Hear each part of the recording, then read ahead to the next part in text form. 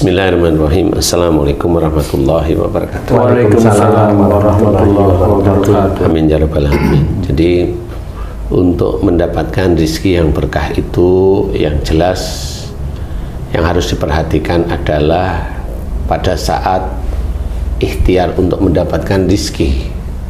Oh, awalnya itu bagaimana, kan seperti itu. Nah, pada saat ikhtiar itu ada unsur-unsur syirik musyrik enggak? Unsur-unsur musyrik lah yang paling banyak itu ya. Unsur-unsur musyrik ada enggak? Kemudian ada unsur syiriknya juga enggak? Kerja di kontraktor lah dulu, sekarang kan udah pensiun ya Pak Ustadz. Dapat gaji. Otomatis itu berkah gaji itu gitu. Gimana Nggak bisa dibilang berkah. Jadi gaji itu ya halal aja, halal thayyib seperti itu. Ya istilahnya berkah itu kan doa kita, mudah-mudahan halal thayyib dan insya Allah mudah-mudahan berkah kan gitu. Nah keberkahan itu namanya dari caranya itu udah benar baik gitu ya, halal. Kemudian berkah itu yang bagaimana? Berkah ini macam-macam nanti. Ya kita syukuri pendapatan kita tiap bulan itu kita syukuri terus. Kemudian kita juga membagi-bagi sedekah atau infak kepada saudara-saudara kita yang tidak mampu, boleh.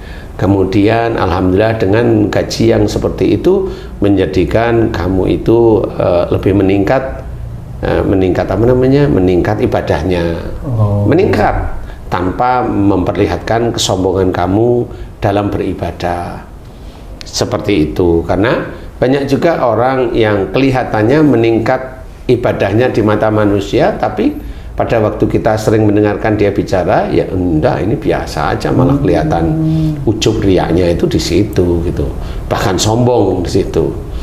Karena apa? Ya dia mau memperlihatkan bahwa dia punya uang, kemudian dia pengajian, padahal ngomongannya bukan masalah pengajian. Ngomongnya ini ngomong biasa aja, kemudian oh tempatku itu tiap minggu ngadain pengajian, kalau bisa datang ya.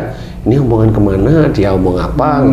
Nah ini titik ini bukan dikatakan berkah, ini ada kesombongan kan gitu ya. Tetapi kalau dia mau mengajak, boleh, umpamanya syiar, oh boleh, tetapi kan harus lihat-lihat dulu. Umpama kamu ditanyain sama Haji J nih, Pak Tung, kok tiap minggu hari malam Jumat kok rame terus sih rumahnya Pak Tung? Enggak apa-apa, biasa aja, itu kerjaan istri saya umpamanya. Kan tanya lagi, apaan itu kerjaan? Ini terpaksanya emang harus cerita. Ini istri saya, alhamdulillah atas izin Allah ngadain pengajian tiap minggu kecil-kecilan. Untuk apa pengajian? Nah ini udah mulai tanya nih seriusnya. Bener. Ya biar mengingatkan khususnya saya, istri dan anak-anak saya ini lebih ingat kepada Allah Ta'ala. Jawaban itu insya Allah sudah benar. Tapi untuk apa pengajian? Biar saya dilindungi oleh Allah Ta'ala. Ya tidak bisa pengajian kok dilindungi, itu tidak bisa. Pengajian itu menyampaikan risalah-risalah dari Quran atau sunnah-sunnah Rasul atau hadis-hadis yang sahih itu diberikan agar orang itu memahami, mengetahui dan memahami. Tapi kalau kenapa kamu pengajian? Ya biar rezeki saya berkah. Bukan itu jawabannya. Kalau ini sudah ada unsur dia ingin selamat dunianya. Kan nggak seperti itu jawabannya. Tapi kalau jawabannya itu benar karena Allah, semuanya karena Allah, dijawab ya alhamdulillah Allah mengizinkan istri saya ngadain pengajian kecil-kecilan. Nah di titik itu kemudian boleh nggak kami ikut? Nah baru jawab boleh, sama teman-temannya boleh, sama saudara yang lain boleh. Nah itu syiar sudah. Paham ya? Tapi nggak ada cerita, nggak ada ini terus cerita tempat saya itu pengajian tiap minggu. Nah, itu beda lagi tuh. Ada unsur kesombongan. Jelas, nggak mungkin nggak ada unsur kesombongan, insya Allah. Karena kalau orang-orang yang benar-benar dia itu belajar untuk zuhud itu nggak seperti itu. Belajar ya, belajar takwa pada Allah Ta'ala, nggak ada unsur seperti itu. Jadi keberkahan di dalam mendapatkan harta itu juga sama seperti itu. Ukurannya bukan gimana kita tahu berkah, kan nggak tahu. Betul. Nggak ada yang tahu ukuran berkah itu, nggak ada. Tetapi ketaatan kepada Allah Ta'ala di dalam mengeluarkan harta yang dari pekerjaan-pekerjaan halal inilah yang sebenarnya nanti insya Allah akan memberikan keberkahan. Allah memberikan keberkahan pada diri kita dan keluarga kita. Seperti tadi, mamanya pengajian, memang kita nggak pernah cerita seperti itu. kemudian diberikan uangnya sebagiannya untuk pembangunan masjid, silahkan. Kemudian tiap bulan memberikan infak atau sedekah, monggo silahkan. Tanpa itu bicara kepada orang lain, kecuali orang itu bertanya, kok kamu itu seringnya kok kesini ngapain? Nah, kan nggak bisa cerita. Berarti disinilah cara kita itu syiar. Berarti Allah itu menyuruh kita itu berbicara. Ya bilang aja, ya saya memberikan sebagian harta saya untuk saudara-saudara kita yang memerlukan, agar mereka juga ngerti. Loh kok nggak pernah ngomong ya, padahal kan saya sering. Nanti tanyain, dia akan tanya berapa bulan ini. Alhamdulillah sudah bertahun-tahun. Nah di titik itulah orang ini melihat orang yang menjawab ini orang ini tawadu dia. Seperti itu. Jadi insya Allah dari situlah mulai keberkahan itu diberikan oleh Allah Ta'ala, walaupun seperti tidak mengetahui tandanya itu apa keberkahan. Cuma kalau menurut kata-kata para ulama itu, keberkahan itu kalau keluarga tersebut itu ibadahnya meningkat. Tapi meningkatnya ibadah kan wallahu alam, kita juga nggak tahu. Tapi intinya adalah bagaimana caranya keberkahan itu diturunkan oleh Allah Ta'ala seperti tadi. Berarti perilaku sebenarnya yang harus diatur. Sama ya, perilaku. Ustadz, kalau keberkahan itu diukur dari pendapatan seseorang dalam bekerja, ada nggak kalau orang yang istilahnya serabutan yang nggak dapat bulanan, yang gajinya nggak menentu, pendapatannya nggak menentu lah, bukan gaji, itu untuk mencapai keberkahan apakah tetap sama cara mencarinya, penggunaannya, mensyukurinya sama tetap? Sama, tidak ada yang beda. Nah, sehingga siapapun orang, persoalan itu hartanya banyak atau tidak banyak, insya Allah cara-caranya sama. Seperti itu. Jadi yang dibutuhkan oleh Allah Ta'ala itu bukan bentuk hartanya, memang, tetapi keikhlasan. Kemudian cara mengolah keikhlasan itu bagaimana? Kadang Ustadz, berkah itu menurut pandangan seseorang beda dengan pandangan Allah nih. Menurut dia itu, wah udah berkah nih, tiap Jumat sumbangan segala macam. Tapi itu tadi ngomong gitu kemana-mana. Nah, menurut dia tuh udah berkah. Setelah kita mengetahui tentang berkah itu ada syarat-syaratnya itu, gimana Ustaz? Apakah doanya tetap sama seperti itu untuk istilahnya supaya diterima lillahi ta'ala, yang dulunya seperti itu doanya sama seperti sebenarnya itu? Sama. Kalau mamanya haji nih, Pak Maji ya, dulu kalau ini ngomong, kalau ngasih sedekah ngomong, ngasih sedekah ngomong nih ya, kemudian sadar, loh waktu itu diingat, loh saya kan nggak, loh ini saya benar-benar hanya sombong sebenarnya. Kemudian tahu, kemudian mencoba mohon ampun, yang seperti itu dimohonkan ampunan, kan itu tidak boleh. Mulailah dia mohon ampun. Nah di titik mohon ampun terus menerus istiqomah di titik-titik itu, mudah-mudahan itu diampuni, kan gitu. Ini diampuni dulu nih, sombongan nih dulu. Yang dulunya niatnya karena sombong kan gitu. Mau dimohonkan kepada Allah Ta'ala, ya Allah, semua perbuatan-perbuatan baik yang aku kerjakan sejak aku akhir balik hingga saat ini, aku niatkan lillahi ta'ala. Nah mudah-mudahan disitulah diganti oleh Allah Ta'ala. Karena yang namanya dosa, kalau memang betul kita istiqomah, belajar untuk tidak dilakukan lagi, insya Allah diampuni. Ya sama, perbuatan baik yang dulunya sombong, ya sombongnya dimohonkan ampunan kepada Allah Ta'ala, kemudian diminta agar kepada Allah agar itu menjadi catatan niatnya lillahi ta'ala. Jadi insya Allah dari situlah mulai nanti Allah yang mencatat satu persatu. Mudah-mudahan dari titik itulah mulai hidayah itu diberikan oleh Allah Ta'ala lagi, sehingga kita faham, sehingga pada saat kita itu memberikan sedekah kepada orang atau infak kepada siapapun, kita nggak perlu ngomong dan nggak ada gejolak di sini gitu, karena udah tahu ya santai aja. Kecuali ditanyain, kalau ditanyain itu ada unsur dari Allah. Nah, pada saat dari Allah ini mau mengeluarkan kesombongan atau mengajak orang itu faham, kan unsurnya ujian berarti. Nah, yaitu ujian sama. Jadi sebenarnya orang bertanya itu sebenarnya ujian kita. Sama kalau mamanya kamu tuh istrimu tanya lah, itu ujian. Jawabannya ujian juga nggak Ustaz? Ya ujian bagi istrimu. Oh iya ya. Kalau sama gitu kan ya, sama. Oh. Iya. Jadi cara menjawabnya harus benar nih gitu. Iya. Kamu ujian dari istrimu dan orang lain juga ujian dari istrimu juga. Semuanya ujian. Iya. Kalau orang lain itu ujian. Orang lain yang mana? Nah, ya kan benar. Orang lain yang berhubungan sama kamu. Itu ujian. Wah, ujian juga. Oh iya. Jadi seperti itu. Jadi itu ujian. Semuanya itu ujian. Semua kehidupan kita itu ujian. Makanya hati-hati. Baik kita menjawab, baik kita mengerjakan sesuatu dari ujian yang mendatangi kita. Emang harus hati-hati. Tidak boleh kita sembarangan ngomong. Kan seperti itu. Kalau ada orang tanya nih, umpamanya orang tanya, Ustadz saya mau tanya, gimana caranya saya kaya? Lah, Allah itu menyuruh cari akhirat. Lah ini kok cari kaya? Kan nggak ketemu nih. Itu jawabannya gimana itu Pak Ustadz? Lah jawabannya, lah kamu mau cari akhirat apa cari kaya? Saya cari kaya. Kayaknya kamu salah tempat ya gitu.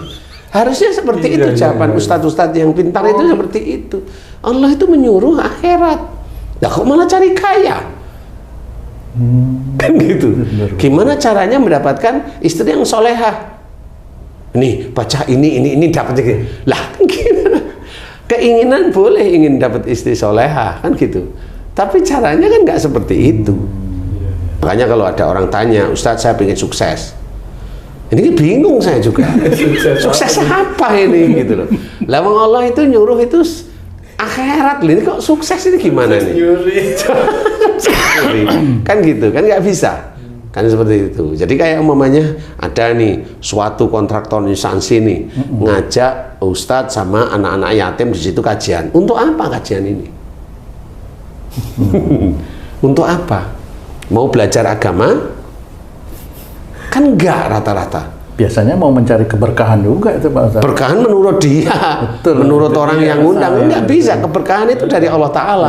Nah sekarang pertanyaannya diurut semuanya. Satu, mendatangkan yatim piatu sama ustadznya nih. Yang kedua, doa. Doa untuk apa? Biar sukses, kerjaan banyak. Ini pasti begitu-begitu nih ustadznya. Nah ustadznya itu nggak pernah berpikir, ini uang itu sebenarnya gimana cara dapatnya kan gitu. Wih. Lah wong yang undang itu belum tentu uangnya dari dompetnya dia, dari gajinya dia. Saya bilang gaji loh ya. Iya. Bukan dari bonusnya dia loh ya. Belum tentu juga ada di dalam anggaran kan gitu Pak. Nah, Allahu Akbar. Nah itu dari mana uangnya? Jadi repot ya Pak. Nah, kan uangnya kan dari ambil dari ini dari kolom ini kan gitu ya. Pengajian itu dari lantai ini. Nah, ini dari beton ini kan. Seperti itu. Jadi nggak bisa. Jadi kalau orang itu memahami keberkahan itu harus diurut semuanya. Jangan bilang bahwa wah ribet, wah langsung sikat aja. Monggo silahkan. Kalau langsung sikat itu dia nggak mau berpikir. Akhirnya rugi. Rugi di mana? Akhirat. Secara materi badi untung. Karena apa? Dia dekat dengan orang-orang yang seperti itu, sehingga dia dapat uang terus. Dia secara materi menurut dia untung. Bisa secara akhirat yaitu tadi rugi. Kan gitu. Makanya hati-hati. Keberkahan itu ada di hadapan Allah Ta'ala. Yang punya Allah. Kita hanya bisa berdoa mudah-mudahan berkah. Kalau kita bilang berkah, wah tidak bisa, tidak boleh, ini bonus. Wah ini bonus anak soleh. Ini bilang soleh kamu itu siapa kan gitu. Nggak boleh seorang muslim itu bilang dirinya soleh, itu tidak boleh. Apakah keberkahan itu juga bisa dimohonkan kepada Allah Pak Ustadz? Boleh. Nah kalau mamanya kamu nih di kontraktor, kamu doa ya Allah mudah-mudahan harta yang aku punya berkah ya. Habis itu terus kamu dimutasi di tempat yang memang nggak ada apa-apanya. Nah itu berkahmu itu. Hasil doanya. Hasil doamu itu ya kamu dimutasi itu. Nah, tapi kamu dimutasi nggak ada apa-apa, protes apa? Happy, seneng. Sekarang saya tanya. Secara duniawi protes. Nah, berarti kan kamu nggak cocok antara doamu ingin berkah dengan nafsumu yang protes. Nah, itulah manusia. Berarti itu harus urut terus nggak bisa naik turun nggak bisa ya Pak. Ya sama kalau kamu keluar dari rumah kan kembalinya harus ke rumah. Kok ketawa? Tetapi ya boleh dari rumah kembalinya nanti dulu mampir kan gitu ya. Ya boleh singgah dulu. Kan seperti itu. Jadi keberkahan itu milik Allah. Jadi kalau kita ingin harta kita berkah, cari rezekinya yang halal dulu, thayyib, berdoa agar rezeki ini insya Allah berkah, insya Allah, karena kita nggak tahu berkah apa enggak. Kerjakan untuk apa? Untuk syiar boleh, untuk dakwah boleh, untuk sedekah boleh, untuk ini. Dan pada saat itu memang harus dikunci, jangan bercerita. Kalau Rasulullah itu kan diceritain, Rasulullah itu mendapatkan firman untuk menjalankan sholat umumnya. Kan Rasul, bukan kita. Ya harus disampaikan. Nah, itu harus disampaikan, itu malah wajib itu nyampaikan, kan gitu. Disuruh untuk sedekah, lah kan wajib disampaikan, kan gitu. Lah kita, kan kita masih manusia biasa. Wong kita itu mau nyampiin sholat aja, kadang-kadang masih ada kebanggaan di sini. Wah, saya sudah ngajarin orang sholat, kan gitu. Apakah dari harta, keberkahan harta itu juga bisa menjadi keberkahan di dalam rumah tangga, Pak Ustaz? Iya, sama.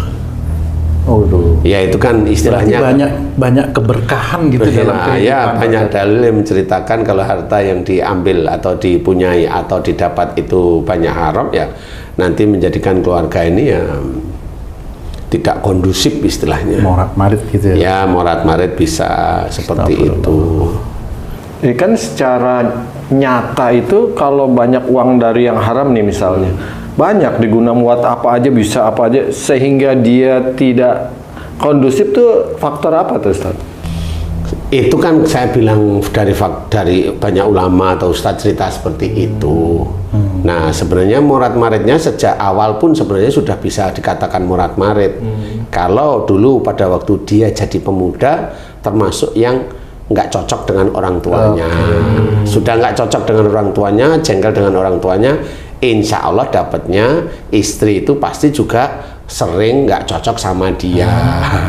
Sudah nggak cocok sama dia, akhirnya si pemuda sering juga pulang umumnya. Cari harta pun ya kelihatannya halal, tapi nggak tahunya di dalam itu banyak yang nyuri, banyak yang bukan miliknya. Sehingga pada saat masuk itulah kemudian ada berantem, ada ini dianggap dari titik itu. Kalau saya itu komplek ya, dari titik ini. Saya itu komplek karena pada saat umpama si orang awalnya dulu itu ya diem-diem punya istri ya kelihatannya baik, kelihatan biasa aja ya sholat ya ini kelihatan aja.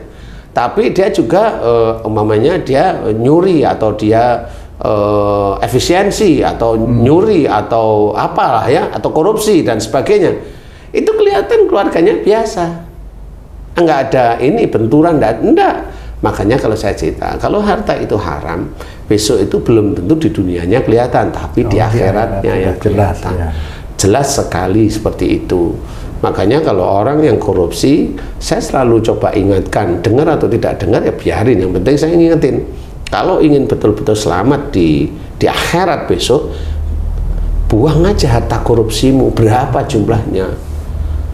Loh kan banyak Ustadz, saya korupsi itu hampir 20 miliar, ya buang aja 20 miliar, memang itu nggak ada berkahnya sama sekali. Kamu uang korupsi 20 miliar, kamu mau sumbangin sedekah bikin masjid umpamanya 10 miliar, nggak ada apa namanya, nggak ada manfaatnya untuk besok di akhirat sebenarnya. Kamu bilang ini dari infak saya, nggak ada manfaatnya, itu bukan hakmu kan gitu. Bisa jadi Ustadz yang Ustadz contohkan itu dia korupsi misalnya 50 miliar, karena disuruh buang dia dirikan masjidnya sebanyak 50 miliar. Orang-orang muji dia pasti nggak akan bangga karena dia tahu itu uang nyuri yang udah dibuang. Yang itulah yang sulit. Sulit ya. Jadi harus benar-benar paham keberkahan itu bukan milik kita. Jadi kita nggak boleh ngomong. Kalau berdoa boleh, sama seperti mudah-mudahan meninggalnya nanti husnul khotimah, itu kan doa boleh. Jangan kita bilang meninggalnya husnul khotimah. Loh yang bilang ya memang Allah cerita sama kamu itu husnul khotimah, meninggalnya kan nggak tahu. Apabila husnul khotimah itu menurut kita apakah itu masuk surga, wallahu alam, kita nggak bisa jawab. Karena tetap dia nanti tetap akan dihisap. Tetap dihisap ya. Itu harusnya. Nah, ini harus paham bagaimana kita mencari rezeki yang halal, thayyib, dan mudah-mudahan berkah itu sulit. Sulit. Sama seperti mamanya kita belajar untuk tidak emosi, belajar untuk tidak ujub, tidak riak, tidak sombong, itu sulit. Sulit sekali. Tapi kita tetap harus belajar terus-menerus karena yang dinilai oleh Allah Ta'ala itu belajarnya dengan sepenuh hati dan istiqomah. Insya Allah itu yang dinilai oleh Allah Ta'ala. Masalah hasil serahkan aja sama Allah Ta'ala. Wallahu a'lam. Alhamdulillah. Terima kasih banyak Pak Ustadz ilmunya. Alhamdulillah. Para pemirsa dan sahabat beriman dimanapun berada, mudah-mudahan apa yang telah disampaikan oleh guru kita Pak Ustadz Danu bisa kita pahami, kita aplikasikan dalam kehidupan sehari-hari. Mudah-mudahan juga bisa meningkatkan keimanan dan ketakwaan kita kepada Allah Subhanahu wa Ta'ala. Amin ya Rabbal Alamin. Saya Tung pamit diri. Sampai jumpa di video kami yang lain. Wassalamualaikum warahmatullahi wabarakatuh. Waalaikumsalam warahmatullahi wabarakatuh. Alhamdulillah.